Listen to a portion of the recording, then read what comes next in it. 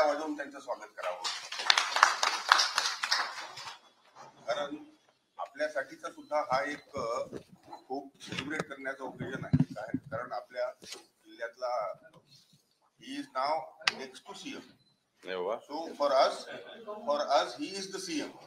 कारण सीएम हा खूपच एकदम मेकॅनिकल टाईपचा, डावोसला भेटतील, कधी कधी अमेरिकाला भेटतील, पण हे आपल्यासोबत राहणारे सीएम आपले बावनकुळे साहेब असं मी मानतो. आणि सगळ्यात सुरुवातीला मी प्रेस क्लबचे अध्यक्ष, महाराष्ट्र पत्रकार संघाचे अध्यक्ष मैत्र साहेबांना विनंती करतो की त्यांचे पुष्पगुच्छ देऊन बावनकुळे साहेबांचं स्वागत करावं.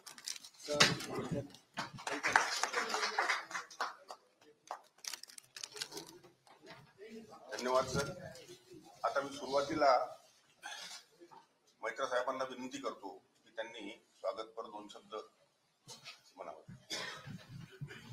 तो बावनकुळे के बारे में ज्यादा बोलने की जरूरत नहीं है. मुझे लगता है कि राजनेता कैसा होना चाहिए ये बावनकुळे जी से सीखना चाहिए. जब भी मालूम सबको मालूम देखिए 2019 में जब उनको टिकट नहीं मिला और टिकट इतना का दबा नेता को टिकट नहीं मिला, उसके बाद उन्होंने जो पेशेंस रखी, जिस तरीके से अपने आप को कंट्रोल किया हर चीज को, और पार्टी के लिए पूरा अपने आप को झोंक दिया. 2019 के इलेक्शन में उस समय दादा स्टेट का प्रेसिडेंट थे बीजेपी का और अमित शाह के साथ, और उनको डिविडेंड मिला. ये सबको मालूम है कि उनका वो काम का, अपने पेशेंस का, संयम का उनको इतना डिविडेंड मिला जो आज मुझे लगता है कि अगर ब्रह्मा ने अगर बताया कि नेक्स्ट चीफ मिनिस्टर, ये कोई एग्जैगरेशन नहीं है, ये रियलिटी है. कोई भी स्टेट में रेवेन्यू मिनिस्टर ये नंबर 2 होता है, होम मिनिस्टर नहीं, that is revenue minister he number 2 होता है. तो हमारे बावनकुळे जी ये रेवेन्यू मिनिस्टर है, मुझे लगता है कि विदर्भ में शायद पहली बार फर्स्ट टाइम रेवेन्यू कि विदर्भ से कोई नेता रेवेन्यू मिनिस्टर बने थे. शेषराव वानखेड़े बने थे, मुनगंटीवार बने थे, मगर रेवेन्यू मिनिस्टर पहली बार मुझे लगता है कि विदर्भ से हुआ है. तो ये सबके लिए, हम सबके लिए गौरव है. मैं बावनकुळे जी से 2-3 चीज पर कहना चाहूंगा कि लास्ट टाइम मैंने कहा था कि पिछले 35 साल हो गया पत्रकारों के लिए कोई मकान की योजना नहीं बनाया गया. इंसिडेंटली साहब हमारे रेवेन्यू मिनिस्टर है. हम चाहेंगे कि उनके नेतृत्व में नागपुर के जो पत्रकार जिनका मकान नहीं है उनका निवास का व्यवस्था हो, और उनके कार्यकाल में ऐसा होगा, ऐसा हमें पूरा विश्वास है. अभी साहब से बात हुआ, साहब 10 दिन के अंदर हमारा मीटिंग होगा जिसमें हम जगह डिसाइड करेंगे, और साहब का काम का गति सबको मालूम है. तो मुझे लगता है कि वो भी उनके कार्यकाल में होने का उम्मीद है और हो जाएगा. उसके बाद हमारे सर प्रेस का कोई 2-3 इशूज है तो हम उसको रिडेवलपमेंट करना चाहते हैं कि प्रदेश के लिए एक एग्जाम्पल सेट करना चाहते हैं. तो आपको कार्यकाल में वो भी पूरा होगा. उसके साथ साथ पत्रकारों का जो पेंशन का जो मामला है, जो उसमें बहुत सा रिजिडिटी है कि इतने साल का नौकरी मस्त है. मैं सब चाहता हूँ कि हमने लास्ट टाइम मीटिंग में वो पास भी किया, वो मगर जेडी से उसका अप्रूवल नहीं आया. हम कहते, हमारा कहना है कि जो गवर्नमेंट का जो नॉर्म्स है 58 अगर आपका उम्र है तो उसको पेंशन मिलना चाहिए, और जो मिनिमम इतना साल का सर्विस अगर कंप्लीट किया है तो उसके आधार पर पेंशन मिलना चाहिए. और इसमें कोई ये नहीं है कि जिनका ब्रेड एंड बटर जर्नलिज्म से जुड़ा हुआ है ऐसे पत्रकारों को पेंशन मिले, उसमें आप डेफिनेटली पूरा कर देंगे. आप हमारे बीच में आए, ये प्रेस क्लब, ये यहाँ का पालक आप ही हो, आप, ये आपका ही प्रेस क्लब है, यहाँ आपका हमेशा स्वागत है. आप हमारे बीच में आए सर, लॉट ऑफ थैंक्स. अभी आप बोल सकते हैं. सब हमारे गेस्ट हैं तो वो आप उसको भी आप वेलकम करें. मैं सबसे पहले मी सर्वात आधी प्रेस क्लबचे आभार मानतो की आपण आज मीट द प्रेस या संदर्भाखाली आपण चर्चा करतो आहे. मला आपण सर्वांनी या पारिवारिक कार्यक्रमात बोलल्याबद्दल आपल्या पत्रकार बंधूचे आभार मानतो. प्रदीप मैत्रेजींनी सांगितल्याप्रमाणे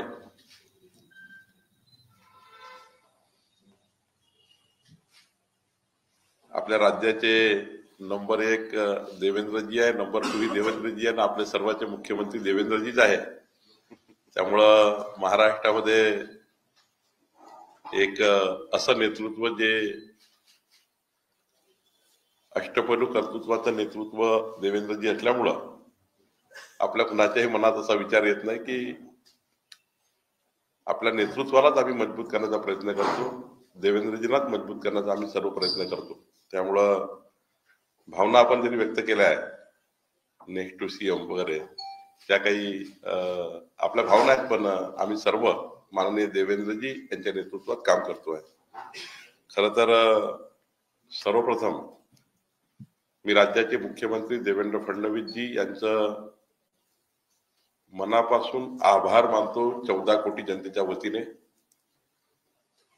प्रेस क्लबच्या मीटला येण्यापूर्वी मी आकडा बघितला, राज्यामध्ये जी गुंतवणूक येणार आहे ती डावोसवरनं जे सुरू आहे, डावोसला जे करार सुरू आहेत देवेंद्रजीच्या उपस्थितीमध्ये 15.70 लाख कोटी इतक्या गुंतवणुकीचे करार माननीय देवेंद्रजींनी कालपर्यंत केले आहेत. मी आपल्या माध्यमातून त्यांचं मनापासून या ठिकाणी आभार मानतो. खर तर या प्रेस क्लब मधील आणि आपल्या सर्व पारिवारिक जे पत्रकार बंधू आहेत, सर्वच पत्रकार, print media, electronic media, portals, YouTube, सर्वच चॅनल्स,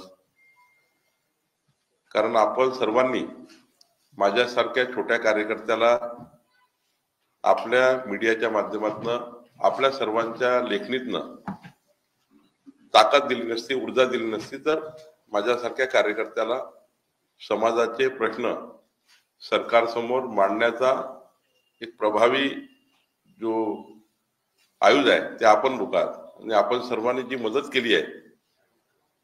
मी आज ज्या पदावर आहे त्या पदामध्ये अत्यंत महत्वाचा रोल कुणाचा आहे तर आपला सर्व पत्रकार बंधूचा आहे, आपल्या मीडियाच्या सर्व टीमचा आहे. आपण संघर्षातही मदत केली आहे, सरकारमध्ये काम करताना मदत केली आहे, आणि आमचं सरकार देवेंद्रजीचं सरकार असताना जे आम्ही 14 ते 19 काम करू शकलो, मध्ये आमचं सरकार नाही आलं, उद्धव ठाकरेचं सरकार आलं, पण त्या काळातही संघर्षामध्ये आपण सर्व आमच्या पाठीशी राहिले. खर तर लोकसभा निवडणुकीत आपण बघितलं जे काही आमच्या विरुद्ध खोटं पसरवण्यात आलं होतं ते खोटं दुरुस्त करण्याकरता आणि आमची भूमिका समाजापर्यंत खरी नेण्याकरता प्रसार माध्यमांनी आणि प्रेस क्लबच्या सर्व सदस्यांनी ज्या पद्धतीने आपण आम्हाला खरं मांडण्याकरता मदत केली, खरं पोहोचवण्याकरता मदत केली, खरं तर याबद्दल मी तुमचे आभार मानायला पाहिजे. आज देवेंद्र फडणवीस सरकार हे पारदर्शी गतिशील सरकार म्हणून काम करण्याचा प्रयत्न करत आहे, आणि महसूल मंत्री म्हणून माझा एक महत्वाचा वाटा या सरकारला पारदर्शी आणि गतिशील ठेवण्यामध्ये आहे. आमचं सरकार हे देवेंद्र फडणवीस सरकार हे समाजाच्या शेवटच्या व्यक्तीच्या कल्याणाकरता जो मॅन्युफॅक्चर आम्ही दिलाय, जो आम्ही जाहीरनामा दिलाय, तो जाहीरनामा पूर्ण करण्याचा जबाबदारी आमच्या सरकारची आहे. आणि वेळेत जाहीरनामा पूर्ण करणे, वेळेत आम्ही दिलेले वचन पूर्ण करणे ही सुद्धा जबाबदारी आमची आहे. ती जबाबदारी आम्ही निश्चितपणे पार पाडणार आहोत. खरं तर माननीय देवेंद्रजींचे मी आभार मानतो. देवेंद्रजींनी पुन्हा एकदा मला नागपूर या उपराजधानीत आणि अमरावती महसूल विभागाच्या 2 प्रमुख जिल्ह्याचा पालकमंत्री म्हणून जबाबदारी माझ्यावर पुन्हा एकदा जबाबदारी दिली, आणि ही जबाबदारी फार मोठी जबाबदारी आहे. एकीकडे पक्षाचा अध्यक्ष म्हणून काम करायचं आहे, दुसरीकडे महसूल मंत्री म्हणून काम करायचं आहे, 2 जिल्ह्याचा पालकमंत्री म्हणून काम करायचं आहे, आणि पालकमंत्री म्हणून शोभेसाठी वस्तू नाही आहे. प्रत्येक तालुक्यात, प्रत्येक गावामध्ये सत्तेचा संपूर्ण योजनाचा लाभार्थ्यापर्यंत सरकार पोहोचलं पाहिजे, ही जबाबदारी पालकमंत्र्याची आहे. केंद्र सरकार, राज्य सरकारच्या संपूर्ण योजना समाजाच्या शेवटच्या माणसाला पोहोचवणे, पायाभूत सुविधा निर्माण करणे, जिल्हा नियोजन समितीच्या माध्यमातून जास्तीत जास्त योजनाची व्याप्ती वाढवणे, ग्रामीण भागातल्या आदिवासी भागापासून तर शेतकरी शेतमजुरापर्यंत जे प्रश्न निर्माण झाले त्या प्रश्नाला सरकारकडे नेणे, सरकारकडनं प्रश्न सोडवून आणणे. शेवटी पालकमंत्री हा प्रत्येक व्यक्तीचा पालक आहे आणि त्या जिल्ह्यात जेव्हा पालकमंत्री आपण काम करतो तेव्हा आपल्या सर्वांच्या माध्यमातून जे प्रिंट मीडिया किंवा इलेक्ट्रॉनिक मीडियाच्या माध्यमातून जे टिपण येतात किंवा जी बातमी येतं त्या बातमीला टेक ओव्हर करणे. म्हणजे नुसतं जनतेने अर्जच दिला पाहिजे असं नाही आहे. माझ्या कार्यालयामध्ये एक सिस्टीम आहे की तुमच्या लेखणीतलं जे काही आज नागपूर जिल्ह्याकरता, विदर्भाकरता जे काही आज तुम्ही लिहिलं आहे त्या प्रत्येक बातमीवर काम करणे हे पालकमंत्र्याची जबाबदारी आहे. ते मी पार पाडतोय. माझ्याकडे एक वेगळी सिस्टीम आहे की आपल्या इलेक्ट्रॉनिक मीडिया आणि प्रिंट मीडियातनं आलेली प्रत्येक बातमीचं कॉग्निशन हे घेतलं पाहिजे, त्याची नोटीस कलेक्टरला गेली पाहिजे, त्याच्याबद्दलची नोटीस त्या डिपार्टमेंटला गेली पाहिजे, त्या डिपार्टमेंटनी त्या आपल्या आलेल्या टिपणावर काय केलं पाहिजे ते माझी जबाबदारी त्या ठिकाणी ठरतं. आणि मग शेवटी पालकमंत्री म्हणून जनतेच्या मनात काय अपेक्षा आपल्याबद्दल, आपण तर तालुक्यापर्यंत जनता दरबार घेऊ, नागपूर शहरात जनता दरबार घेऊ, जनसंवाद करू, अमरावतीत मी तेच करणार आहे जे नागपुरात केलं. पण यातून जनतेच्या मनात जे काही प्रश्न निर्माण झाले त्यांनाही सुद्धा मोठ्या प्रमाणावर न्याय देण्याची जबाबदारी माझी आहे. मी नागपूरमध्ये 11 नंबर कॉटेज याकरता राखीव केले आहे. अमरावतीमध्येही कार्यालय काढतो आहे. दोन्ही ठिकाणी मी कार्यालय काढून तालुक्यापर्यंत दौरा आणि विभागीय दौरा करणार आहे. आणि त्यामुळं एक चांगला सरकारचा जो फेस आहे पारदर्शी आणि गतिशील, हा फेस आम्ही खालीपर्यंत नेण्याचाही प्रयत्न करणार आहोत. खरं तर शेतकऱ्यांना 12 तास मोफत वीज देणे, लाडक्या बहिणींच्या योजनेमध्ये कुणी लाडकी बहीण या योजनेतून सुटून याची काळजी घेणे, अशा अनेक योजना आम्ही त्या ठिकाणी करणार आहोत. मी आश्वस्त करतो आपल्याला सर्व आमच्या बहिणी भावांना या प्रेस क्लब मधल्या, माझा दावा नाही की सारं बदलेल, पण आपल्या सर्वांच्या भावना आपण जे काही 4 तास 8 तास 10 तास काढून तुमच्या लेखणीतल्या माध्यमातून जे काही समाजाचे प्रश्न समोर आणतात, या प्रत्येक प्रश्नाला न्याय देण्यासाठी इमानदारीने प्रयत्न करणे, प्रामाणिक प्रयत्न करणे, हृदयातून प्रयत्न करणे ही माझी भूमिका राहणार आहे आणि त्याकरता मी काम करणार आहे. खरं तर आम्हाला इतकं मोठं यश मिळालं आहे. अपेक्षा खूप आहे, आशाही खूप आहे आणि आव्हानही आहेत. त्यामुळं जनतेच्या आशा अपेक्षा पूर्ण करताना आव्हानही आहेत, ते आम्ही पूर्ण करू. कारण मजबूत मुख्यमंत्री महाराष्ट्राला आहे. मोदीच्या नेतृत्वामध्ये महाराष्ट्र डबल इंजिन सरकार आहे आणि जिथे इथे आम्ही कुठल्या बाजूला कमी पडलो तर मोदीजी आम्हाला सांभाळून घेतात. मोदीजींनी आम्हाला आता आमदारांच्या बैठकीमध्ये सांगितलं की केंद्र सरकार भक्कमपणे महाराष्ट्राच्या मागे उभा आहे, देवेंद्र फडणवीसांच्या मागे उभा आहे, सरकारच्या मागे उभा आहे. त्यामुळे आता ही सुवर्ण संधी आहे विदर्भाच्या विकासाकरता, नागपूरच्या विकासाकरता, अमरावतीच्या विकासाकरता, विदर्भ मराठवाड्याच्या विकासाकरता, की देवेंद्रजी हे आपले मुख्यमंत्री आहेत, नागपूरवरून येतात.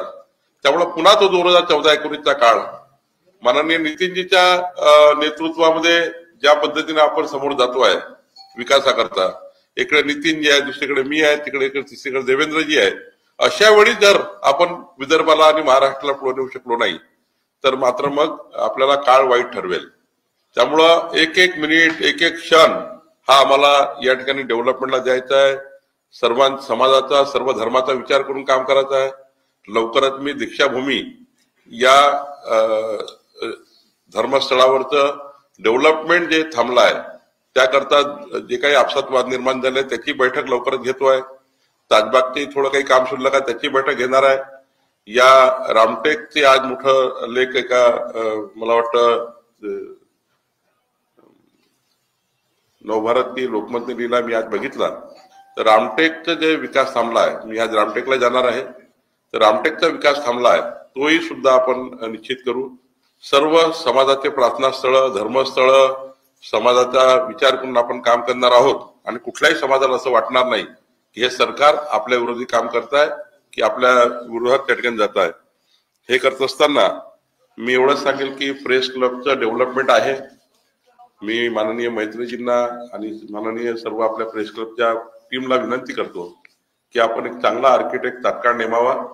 पुढच्या 7 दिवसामध्ये मी विभागीय आयुक्ताकडे प्रेस क्लबच्या संपूर्ण डेव्हलपमेंटची बैठक आणि अमरावती आणि नागपूरच्या पत्रकारांना निवास, उत्कृष्ट निवास, चांगल्या पद्धतीचे निवास, त्याकरता उत्कृष्ट जागा शोधली आहे आणि त्याच्यात आम्ही पुढे जातो आणि एक चांगलं घर जे पुढचे 30-50 वर्ष पत्रकारांना, त्यांच्या परिवारांना दुसऱ्या घराची गरज पडणार नाही असे घर आम्ही बांधण्याचा निर्णय करतोय. आणि म्हाडाच्या माध्यमातून मी लवकरच त्याची बैठक विभागीय आयुक्ताकडे घेतो. एकाच दिवशी दोन्ही बैठक घेईल, प्रेस क्लबचं डेव्हलपमेंट आणि घरांचं बांधकाम. तर निश्चितपणे जे तुम्ही इतके वर्ष आयुष्य आमच्यासाठी घालवलेलं आहे, तुम्ही आमच्या जीवनात महत्वाचा पार्ट आहात. त्यामुळे आम्ही सुद्धा जेव्हा सत्तेमध्ये आलो तर सत्तेमध्ये आल्यानंतर सत्तेच्या माध्यमातून ज्या पत्रकारितेने आमच्यासारख्या व्यक्तीला मोठं करण्याकरता मदत केली, म्हणजे आमचं व्यक्तिमत्व मोठं व्हायचं नाही मला माहिती नाही, पण ज्या पद्धतीने तुम्ही आम्हाला जे प्रश्न दिले आहे समाजाचे, ज्या पद्धतीने तुम्ही आपलं आयुष्य समाजाकरता खर्ची घातलाय, पत्रकार सुद्धा व्यवस्थेमधला एक महत्वाचा घटक आहे. आणि त्यामुळं पत्रकारितेचे प्रश्न सोडवणे, राज्य सरकारमधले प्रश्न, कारण मोदी माननीय देवेंद्रजींनी मागेच सांगितलं की वन टाइम एक चांगला पॉलिसी आणून पत्रकारितेच्या बद्दलचे जेवढे प्रश्न आहेत तेवढे नव्याने ते निर्णय होणार आहे. पण माझ्या अधिकार क्षेत्रात जे निर्णय आहेत, घरं आणि चांगला आपला प्रेस क्लब, हे दोन्ही करण्याचा मी प्रयत्न करेल. मी पुन्हा तुमचे सर्वांचे आभार मानतो.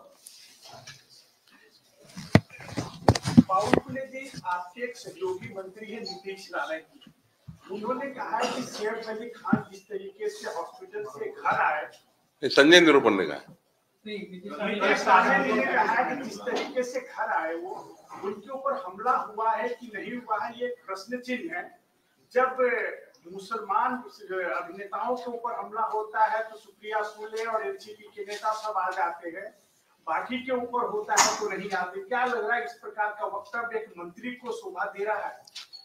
नहीं, उन्होंने इतना ही कहा है कि जिस प्रकार से मीडिया चला और जिस प्रकार से कहा गया कि चाकू के इतने वार वगैरह है, तो निश्चित रूप से मुझे लगता है कि डॉक्टर की जो उन्होंने ट्रीटमेंट की है, हॉस्पिटल में ट्रीटमेंट की है, उनके ऊपर कोई शंका लेने की आवश्यकता नहीं है.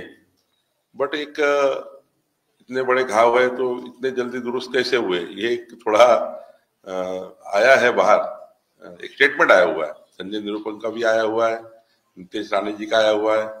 तो मुझे लगता है कि ऐसे स्टेटमेंट देने की जरूरत तो नहीं है, बट ये भी डॉक्टर की कुछ मेडिकल व्यवस्था पे भी प्रश्न चिन्ह उठाना भी ठीक नहीं है. सर, नितीश कुमार यांनी मणिपूर सरकारचा पाठिंबा जो आहे तो काढलेला आहे.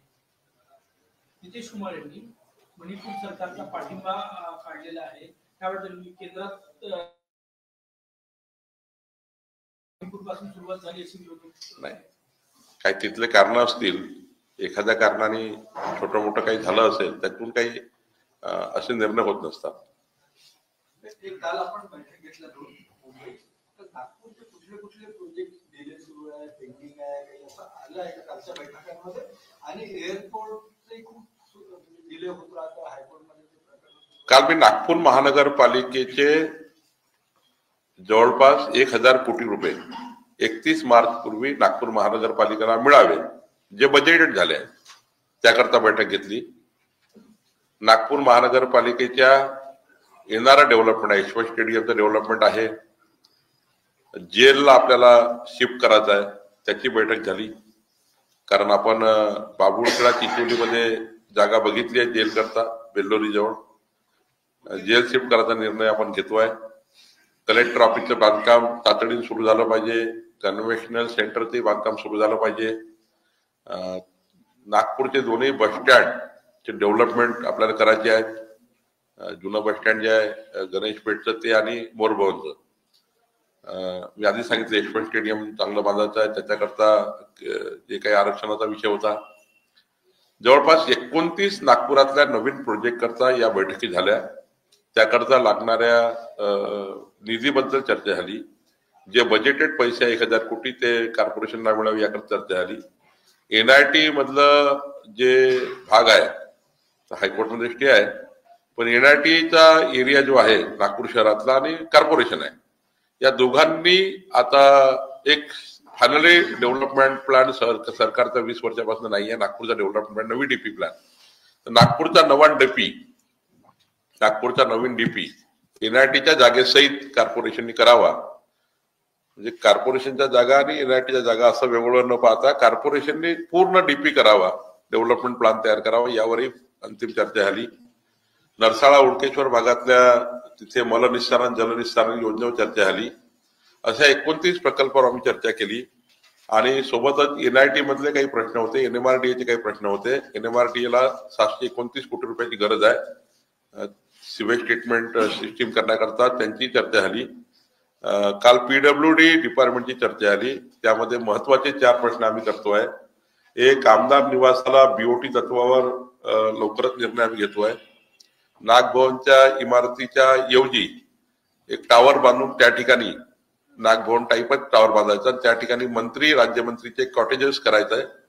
ISIPS साठी एक टावर करायचा, ISIPS चा एक टावर करायचा आणि एक टावर आपला बांधकाम भवन, वेगवेगळ्या ठिकाणी आपले PWD कार्यालय आहेत त्याचा बांधकाम भवन एक बांधकाम करायचा.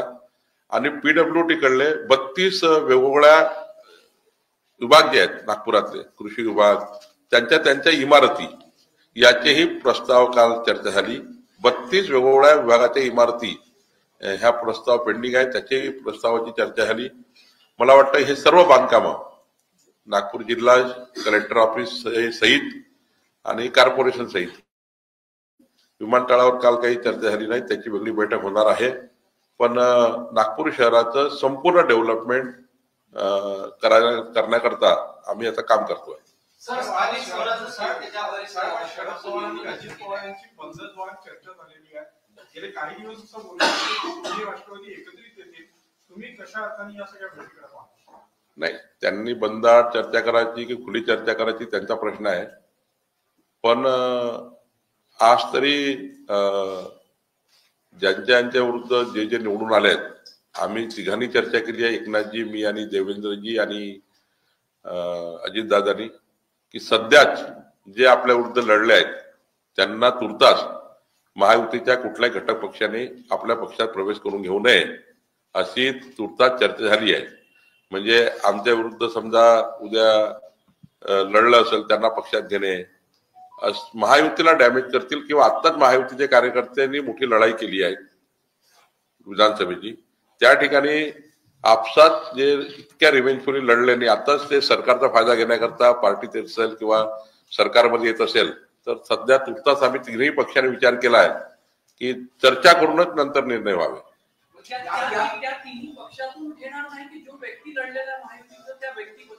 नाही, महायुती विरुद्ध जे लढले आहेत त्याच्या विरुद्ध, महायुती विरुद्ध जे लढले आमचेही काही लढले आहेत, आमच्याही लोकांनी बंडखोरी केली आहे, त्यांच्याही लोकांनी बंडखोरी केली आहे. त्यांच्याही विरुद्ध काही जे लोक लढले आहेत त्यांनी तुर्तास चर्चा करूनच या गोष्टीचा निर्णय करावा. तिन्ही पक्षांनी चर्चा करूनच कुठल्याही पक्षप्रवेशाचे निर्णय करावे. हा, छोटे पक्षप्रवेश जर असतील बूथ लेवलचे, छोटे तालुका लेवलचे तर ठीक आहे, पण मोठे पक्षप्रवेश ज्यामध्ये पॉलिटिकल डॅमेज होणार आहे ते मात्र एकामेकाशी चर्चा करून करावे. जो कहा था, कभी खुलासा किया था कि शिंदे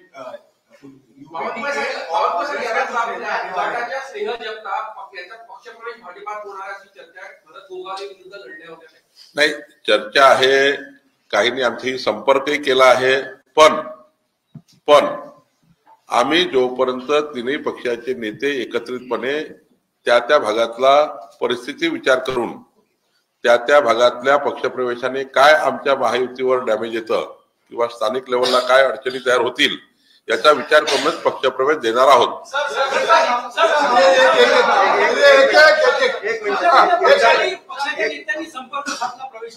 नाही, आता सरकार आल्यानंतर अनेक लोक अस्वस्थ राहतात आणि त्यामुळं त्यांच्याकडे आमच्याकडे सर्वांकडे याद्या आहेत. अजित पवारांकडे एक मोठी यादी आहे, आमच्याकडे आता सर्वात मोठा पक्ष देवेंद्रजी मुख्यमंत्री, मोदींचं सरकार हा विचार करतात, तर आमच्याकडे मोठी यादी आहे आणि एकनाथ शिंदेकडे यादी आहे. आम्ही तिघही बसणार आहोत, तिघही बसून चर्चा करणार आहोत आणि काय कुठल्या पक्षप्रवेशाने महायुती अजून भक्कम होईल, म्हणजे आमची पार्टी भक्कम होईल, अजित पवार भक्कम होतील, कुठल्या पक्षप्रवेशाने आम्ही मजबूत होऊ त्याचा विचार करू, कुठल्या पक्षप्रवेशाने आमचं त्या ठिकाणी महायुतीला डॅमेज होईल त्याचाही विचार आम्ही करू. सर, स्थानिक स्वराज्य संस्थेच्या अनेक वर्षापासून निवडणुका झाल्या नाही, 5-5 वर्ष काही नगर परिषदेच्या निवडणुका झाल्या नाही, महानगरपालिकेच्या झाल्या नाही, प्रशासन सांभाळत आहे आणि काल सुप्रीम कोर्टाचा निर्णय येणार होता ओबीसीच्या आरक्षणाच्या संदर्भात, तो सुद्धा आला नाही. अशा वेळेस निवडणुकीच्या संदर्भात काही सरकारने घेतले? मला वाटतं सुप्रीम कोर्टाने 28-29 तारीख दिली आहे. नंबर 1. नंबर 2, आमची तयारी पूर्ण आहे, महायुतीची तयारी पूर्ण आहे. ज्या दिवशी सुप्रीम कोर्ट हिरवी झेंडी देईल आणि मला अपेक्षा आहे ज्या पद्धतीने सरकारने आपली बाजू मांडली आहे त्या पद्धतीने निकाल येईलच, सुप्रीम कोर्ट निकाल देईलच आणि आम्ही तयारी करून आहोत. ज्या दिवशी सुप्रीम कोर्टाचा निकाल आला तातडीने 2-3 महिन्यामध्ये महाराष्ट्रातल्या सर्व निवडणुका पूर्ण झाल्या पाहिजे. याकरता राज्य निवडणूक आयोगाने जे सरकारची मदत मागितली ती मदत महाराष्ट्र सरकार देईल, अशा स्थितीमध्ये महाराष्ट्र सरकार आहे. उदय सामंत यांनी असा दावा केलेला आहे की उभाठा गटातला एक मोठा गट उद्या शिवसेनेत येऊ शकतो आणि त्यासाठी उद्या अमित शहा मुंबईमध्ये येतात. अमित भाईच्या दौऱ्याचा या विषयाची काही संबंध नाही. उद्या मी दिवसभर अमित भाई सोबत आहे, त्यामुळं याचा कुठेही चर्चा नाही, याबद्दलची कुठलीही आमच्याशी संबंध नाही. त्यांच्याकडनं कशामुळे आलं असेल किंवा त्यांच्या संपर्कात कोण असेल याबद्दल भारतीय जनता पार्टीला कुठलीही कल्पना नाही. त्यांचा पक्ष त्यांनी सांभाळायचा आहे, कुणाला घ्यायचं कुणाला नाही घ्यायचं. पण मी वारंवार सांगतो, महायुती डॅमेज होणारे कुठलेही पक्षप्रवेश करताना तिघांनी एकत्र बसायचं आहे. महायुतीला मजबूत करण्याचे पक्षप्रवेश मात्र घेण्याची मुभा आहे. मुंबईमध्ये बांगलादेशी महिलेनं त्या लाडक्या बहिणीचा योजनेचा लाभ घेतला होता, त्याच्यात पोलिसांनी काही जणांना अटक सुद्धा केली, म्हणजे बाहेरच्या देशातून. तेच सांगितलं मागे देवेंद्रजींनी आणि आमच्या आदिती तटकरेजींनी की ज्यांनी चुकीच्या पद्धतीने त्या योजनेचा लाभ त्या काळात घेतला असेल त्यातील काही जे पॅरामीटर आहेत ते तोडले असतील किंवा नियम तोडले असतील, त्यांना ते कमी करण्याचा प्रयत्न करतील आणि ज्यांनी असे बांगलादेशी लोक आले त्यांचे गुन्हे दाखल झाले पाहिजे. आता महिलांचा लाभ माणसाने घेतला तर गुन्हा दाखल का होऊ नये? त्यांना सवय लागतील असं चुकीच्या योजना घेण्याची. म्हणजे योजना घेताना चुकीच्या लोकांनी घेतला असेल तर गुन्हे दाखल झाले पाहिजे, योजना रद्द केली पाहिजे. विजय ठाकुर महायुति ने क्या निर्णय किया है और साथ ही उदय सामंत ने जो खुलासा किया था यूपीपी और कांग्रेस के कुछ लोग आने वाले हैं, उसके बारे में क्या? महायुति में ऐसा निर्णय हुआ है कि जो महायुति को मजबूत करने वाले पार्टी प्रवेश है, जो लिस्ट हमारे पास है, एकनाथ जी के पास है, जो आई है, अजित दादा के पास भी पार्टी प्रवेश करने के लिए लोग आए हैं. हम लोग लिस्ट लेकर चर्चा करेंगे और चर्चा में जो ये बाहर आएगा कि ये पार्टी प्रवेश से बीजेपी मजबूत हो रही, अजित दादा की पार्टी मजबूत हो रही, एकनाथ शिंदे की पार्टी मजबूत हो रही, मजबूत होने दीजिए, बट महायुति में कोई डैमेज ना आए, वहां के स्थानिक लेवल पर कोई ज्यादा डैमेज ना हो, ये चर्चा करके पार्टी प्रवेश हो गए. उदय सामंत जी ने जो स्टेटमेंट किया है उससे मुझे कुछ मालूम नहीं है. अमित भाई का दौरा ये अलग दौरा है, उसका कोई संबंध इस पार्टी प्रवेश से नहीं है. और उदय सामंत जी ने जो स्टेटमेंट किया है उनकी पार्टी की इंटरनल वो समस्या या इंटरनल उनकी पार्टी का निर्णय है. वो किसको लाने वाले किसको नहीं लाने वाले ये भी मुझे मालूम नहीं है. कौन से सांसद आने वाले, कौन विधायक आने वाले ये भी मुझे मालूम नहीं है. उनकी पार्टी उसका निर्णय करेगी. सर, महाराष्ट्र हॉकर फेडरेशन ने मनपा प्रशासन और पुलिस प्रशासन के ऊपर नए षड्यंत्र के तहत उन्हें उजाड़ने का एक आरोप लगाया है. पालक मंत्री के तौर पर आप इसे कैसे क्या किया है? महाराष्ट्र हॉकर फेडरेशन ने, अच्छा, हॉकर फेडरेशन हॉकर्स है उनको षड्यंत्र के तहत उजाड़ने का काम मनपा पुलिस प्रशासन कर रही है, ऐसा उनका आरोप है. देखिए कि नागपुर में जिस प्रकार से अतिक्रमण हुए हैं, सारे फुटपाथ, सारे रास्ते एक्सीडेंट के स्पॉट बन चुके हैं और एक्सीडेंट स्पॉट को प्रोटेक्ट करना ठीक नहीं है। एक्सीडेंट स्पॉट को रिमूव करना चाहिए। एक आदमी का भी जान गई तो वापस नहीं ला दे सकते। हॉकर्स की दुकान बना सकते हैं, हॉकर्स को कहीं सेटल कर सकते हैं, किसी की जान तो वापस नहीं ला सकते हैं। इसलिए मैं इसमें एक कलेक्टर के पास मीटिंग लेने वाला हूँ कि हॉकर जोन कहाँ बनाए, हॉकर जोनिंग का हो, इसके लिए हमारे पास बहुत जगह है। और रास्ते के अतिक्रमण भी आप देखें, हसनबाग की तरफ जाके देखिए, हसनबाग से जो खरबी रोड जाता है, आप हर रोड पे जाकर देखिए, मुर्गे कबाड़ी हर जगह जिस प्रकार से अतिक्रमण नागपुर से, इतना बड़ा नागपुर शहर का डेवलपमेंट कर रहे हैं, आप लोगों की सुविधा दे रहे हैं और इसमें कोई भी मुर्गा वाला आता है वो बैठ जाता है, अंडा वाला आके वो बैठ जाता है, कोई कपड़े वाला आके बैठ जाता है। तो मुझे लगता है उनका व्यवसाय चलना चाहिए, एक उनकी भी रोजी रोटी उस पे है, हर व्यक्ति का पेट उसके ऊपर है। लेकिन ये करते वक्त नागपुर शहर का किसी का भी एक्सीडेंट नहीं होना चाहिए, हम उसमें भी दोषी नहीं होना चाहिए, इसलिए हम ये कर रहे हैं। अरे दूसरे को जो बोला वो नहीं बोलेगी। हाँ, उसका एक मैं हॉकर जोन का प्लान बनाने वाला हूँ, जल्दी ये सप्ताह में बैठक होगी। बावजूद जी जलगांव में जो घटना घटी है उसको किस तरीके से देख रहे? ट्रेन में अफवाह फैलाई गई, कई लोगों की जान गई, क्या ये साजिश के तहत हुआ है, क्या कहेंगे आप? मुझे लगता है कि प्रभु श्री राम जी का एक साथ उत्सव हुआ था और साथ में वो लोग ऊपर से आ रहे थे, तो ये कनेक्टेड नहीं लगता है क्या? देखिए, जानकारी जो हमारे पास है वो जानकारी है, पूरी चौकसी इस एक्सीडेंट की रेलवे विभाग भी कर रहा है, हमारी सरकार भी कर रही है।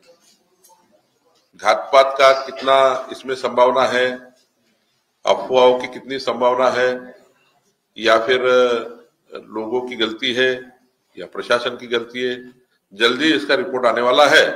इसका रिपोर्ट आने के बाद इसका खुलासा होगा। केंद्र सरकार, राज्य सरकार ने पूरी दखल ली है इसकी। मराठी आणि हिंदीमध्ये उत्तर प्रदेशामध्ये ज्या पद्धतीनं वाघांची मृत्यू समोर येतात, 22 दिवसांमध्ये 11 मृत्यू झाले, वेगवेगळी कारण आहेत. रेल्वे आणि रस्ते अपघात एक कारण आहे, शिकारी एक कारण आहे. काय त्याच्यावरती निर्णय घेणार? कारण नागपूर जिल्ह्यामध्ये सुद्धा अशा घटना. मी कालच फॉरेस्ट मंत्री गणेश नाईक साहेबांशी बोललो आहे. गणेश नाईक साहेब पुढच्या आठवड्यात नागपुरात येऊन एक या विषयाची बैठक घेणार आहे आणि त्या बैठकीतनं यानंतर होऊ नये आणि यापूर्वी झालेल्या सर्व वाघाच्या मृत्यूबद्दल चौकशी होणार आहे.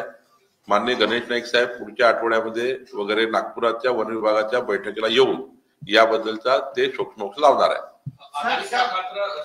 नारायणमध्ये जे अपात्र होते त्यांना आता नवीन ठिकाणी जागा दिली जाणार आहे. मुलुंडमध्ये 399 कोटीच्या काहीतरी जागा दिली कुठला? नाही, आता ती नसती अजून माझ्याकडे नाही आहे. नगर विकासकडे आली असेल तर मला माहित नाही, पण महसूल मध्ये माझ्याकडे येईल तेव्हा मी त्याबद्दल डिटेल बोलेल. डेव्हलपमेंट बद्दल आता आपण बोललात, परंतु चंद्रशेखर आझादने संसदमध्ये प्रश्न उपस्थित केला, तर त्याचा काही फरक पडणार का डेव्हलपमेंट? नाही, मला काही त्याच्याबद्दल माहिती नाही, पण माझी जबाबदारी पालकमंत्री म्हणून आहे की डेव्हलपमेंट मध्ये समितीमधला वाद निपटवणे आणि सरकारने योग्य काम चालू करणे. काही त्या कामाबद्दल बांधकामे कुठे शिफ्ट वगैरे करायची ते करू, तो अधिकार आहे पालकमंत्री म्हणून. पण तातडीनं दीक्षाभूमीची बैठक मी घेणार आहे. त्यामध्ये जेवढे अडचणी आहेत त्या दूर करणार आहे. आपसातल्या ज्या अडचणी दूर झाल्या तिथे दोन वेगवेगळे मतं आहेत, त्या मतप्रवाहाला मी एकत्र आणणार आहे आणि डेव्हलपमेंट सुरू करणार आहे. मुंबईतील विक्रोळी पश्चिममध्ये सुधार मंडळाच्या वतीने मागील 10 वर्षापासून सुरक्षा बंदीच्या नावाखाली फक्त निविदा काढल्या जातात, काम मात्र प्रत्यक्षात कुठे? मुंबई विक्रोळी पश्चिममध्ये. याचा मुंबईचा प्रश्न मला तपासून बघावा लागेल. आज आपण मीट प्रेस नागपूरमध्ये आहे. मीट प्रेस नागपूरमध्ये राज्यामध्ये नवीन जिल्हे जे आहेत तयार करण्यासंदर्भात प्रस्तावित आहे आणि आता या संदर्भात काही निर्णय होणार आहे का? नवीन काही जिल्हे घोषणा होणार याचा आयडिया आहे. चिमूरचा विषय प्रलंबित आहे. असे महाराष्ट्र अनेक जिल्हे तयार करण्यासंदर्भात सध्या नवीन जिल्हे करण्याचा कुठलाही प्रस्ताव शासनाकडे नाही. 2027चं सेन्सस आल्यानंतर काही प्रस्ताव येऊ शकतात, पण महसूल विभागाकडे एक प्रस्ताव सुरू आहे अप्पर जिल्हाधिकारी कार्यालय वाढवण्याचे. जसं नागपूरमध्ये काटोल अप्पर जिल्हाधिकारी कार्यालय होऊ शकतं. जसं पुण्यामध्ये मावळ आणि बारामती 2 अप्पर जिल्हाधिकारी कार्यालय होऊ शकतात. नाशिकमध्ये एखाद अप्पर जिल्हाधिकारी कार्यालय होऊ शकतं. संभाजीनगरला होऊ शकतं. अप्पर जिल्हाधिकारी कार्यालयात त्याची पूर्ण आस्थापना, त्यातून मग जिल्हाधिकाऱ्याचा भार कमी होऊन 2 ऍडिशनल कलेक्टर जर नागपूरला झाले तर मोठा लोड कमी होईल. 4 तालुके 5 तालुके तिकडं, या ऍडिशनल कलेक्टरला 5 तालुके, त्यानंतर कलेक्टर, ऍडिशनल कलेक्टर आणि त्याची आस्थापना मात्र 100 दिवसाच्या आत करण्याचा आमची योजना आहे. सर एक प्रश्न असा, नागपूर विमानतळाचं काम रिकार्पेटिंगचं ते अत्याचार झालं नाही.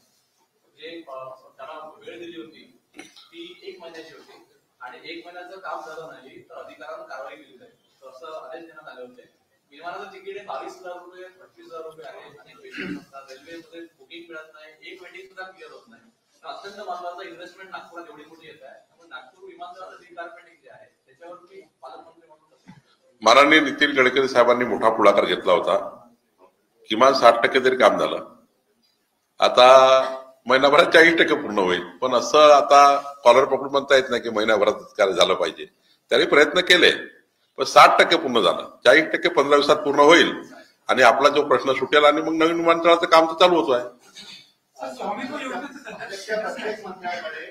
स्वामित्व योजनेमध्ये महाराष्ट्राच्या 15,000 गावांना, आदिवासी वाडे पाड्या धनगर वाड्याला जे अनेक वर्षापासून इंग्रजाच्या काळापासून सुद्धा घरं राहूनही त्यांना त्यांच्या जमिनीची मालकी पट्टा मिळत नव्हता, तो देण्याचं काम सुरू झालं आणि प्रत्येकाला आता स्थायी त्याची मालमत्ता सरकार पट्टा देणार आहे आणि 15,000 घरं पहिल्या टप्प्यात, मग बाकी घरं 15,000 गावं पहिल्या टप्प्यात, मग बाकी गावं, नंतर शहरी भागात सुद्धा आम्ही स्वामित्व योजना आणणार आहोत आणि प्रत्येकाला त्याच्या घराचा पट्टा मिळेल याची आम्ही पूर्ण योजना केली आहे. पुढच्या 3 वर्षामध्ये एकही महाराष्ट्रातला एकही घर असं असणार नाही ज्याला स्वामित्व मिळणार नाही. भाजपच्या प्रत्येक मंत्र्याकडे एक कार्यकर्ता नेमणूक समन्वयक म्हणून करण्याचे आदेश दिले आहेत. 3 बाबी आम्ही करतोय. 3 बाबी करतोय. एक, मंत्री महोदयाकडे एक OID, भारतीय जनता पार्टी आणि आमचा जो या ठिकाणी कार्यकर्ते आहेत यांच्याकडून समाजाचे प्रश्न जे आलेत ते सोडवण्याकरता एक OID आम्ही मंत्री महोदयांना सांगितलं आहे, ते नेमतील. ज्यातनं जे भारतीय जनता पार्टीच्या कार्यकर्त्यांनी जे समाजात काम केलं आहे आणि निवडणुकीच्या काळात सुद्धा जेव्हा भाजपचा कार्यकर्ता मत मागतो तेव्हा तो आश्वासन देतो काही ना काही. जनतेत जेव्हा जातो तेव्हा मत देताना काही रस्ते सांगतो, काही पाणी सांगतो, काही वीज सांगतो. त्यांचे आश्वासन पूर्ण झाले पाहिजे म्हणून एक कार्यकर्ता तिथे त्यांच्या मंत्री महोदयाकडे OID राहणार. 15 दिवसानंतर मंत्री महोदय 15 दिवसात एक जनता दरबार पार्टी कार्यालयात घेणार आणि 15 दिवसात एक मंत्री महोदय कुठल्या तरी जिल्ह्यामध्ये मुक्कामी जाणार. असे 3 कार्यक्रम भारतीय जनता पार्टी मॉनिटर करणार आहे. भारतीय जनता पार्टी आमच्या मंत्री महोदयाकडनं ते पुढच्या काळात करून घेणार आहे आणि भारतीय जनता पार्टीने संपर्क प्रमुखही नेमणार आहे. ज्या ठिकाणी आमचे पालकमंत्री नाही त्या ठिकाणी आमचे दुसरे पालकमंत्री कुठल्या ना कुठल्या जिल्ह्याचे संपर्क मंत्री असणार आहेत. नाही, विचार परिवाराचे विषय आहेत. त्याकरता जे काही आदिवासी भागातले शैक्षणिक विषयातले सामाजिक विषयातले प्रश्न आहेत त्याकरताही आम्ही वेगळा विचार करतोय. पण भारतीय जनता पार्टी सुद्धा खूप आश्वासनं जनतेला दिले आहेत. त्या आश्वासनाची पूर्तता करण्याकरता सुद्धा आम्ही व्यवस्था करतोय. गणेश पेठ इथे जे मॉडेलिंगची शाळा आहे तो 30-35 वर्षापासून प्रश्न घरकुल योजना जी आहे ते अजूनही सॉल्व्ह झालेली नाही. त्यामध्ये मी लक्ष टाकणार आहे. आजच मी कुठल्या तरी प्रिंट मीडियाने छापलेला आहे त्यावर मी ती बातमी घेतलेली आहे. सर एक प्रश्न होतो साहेब की पालकमंत्री जबाबदारी आपण करतो. 3 जिल्हे आहेत अनेक मंत्र्यांकडे 2 जिल्ह्यामध्ये आणि लोड खूप आहे. एकंदरीत विषय असा होता की आर पाटील जो गडचिरोलीला होते त्या ठिकाणी होते तेव्हा ते पालक सचिवचे एक विषय आला होता आणि म्हणून उपमुख्यमंत्री देवेंद्र फडणवीस त्यांनी मानव सचिव म्हणून ठेवलं होतं. तर काय पालकमंत्री म्हणून आपण पालक सचिव असं काही जबाबदारी पुरावा देऊ शकतो का? माननीय मुख्यमंत्री याबद्दल निर्णय घेऊ शकतात. आजपर्यंत तरी माझ्या निदर्शनात हा विषय नाहीये. म्हणजे यापूर्वी होतं पालक सचिव. आता नवीन सरकारमध्ये अजून काही चर्चा झाली नाहीये. आल्यावर देवेंद्रजी निर्णय करतील. लास्ट क्वेश्चन लास्ट वर्षाचं 2018 मध्ये आपण अनाउन्स केलं होतं त्यावेळी सांगितलं होतं. आता नेमकं काय plan आहे? आता जागा जी पाहिजे होती ती जागा आयडेंटिफाय झाली, त्याचा आरक्षणही झाला. ती बाबुळखेडा आणि चिचोली गाव जे कोराडीच्या मागे आहे आणि आपण नाक्यापासून गेलो तर डायरेक्ट बेल्लोरी जे हनुमान मंदिर आहे, पंचमुखी हनुमान मंदिर, आणि बाबुळखेडा गाव आहे त्याच्या बाजूला जी 150 एकर जागा आहे त्या 150 एकर जागेला आम्ही आयडेंटिफाय केलाय, आरक्षणही झालाय. आता त्याचा टेंडर काढून एकतर बीओटीवर बघू किंवा सरकारकडनं पैसा आणू, पण काही करून जेल ही शिफ्ट झाली पाहिजे.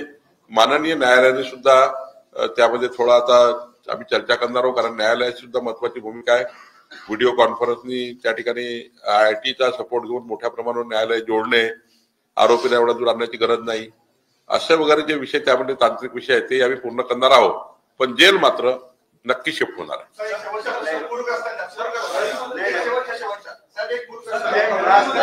पालकमंत्री पदावर राहिलेला निर्णय किती पूर आला होता आणि पूरग्रस्त अनेक लोक होते आणि त्यांना आर्थिक मदत देण्याचे आपण सर्वे पण झाला होता. 24 कोटीचा प्रस्ताव आपण शासनाला सादर केला. 19,000 लोक नागपूर जिल्ह्यात. आज मी 1:30 वाजता विभागीय आयुक्ताकडे आहे. आपल्याकडे जी माहिती आहे आपण सुद्धा त्या बैठकीत आले तर प्रश्न मार्गी लावू.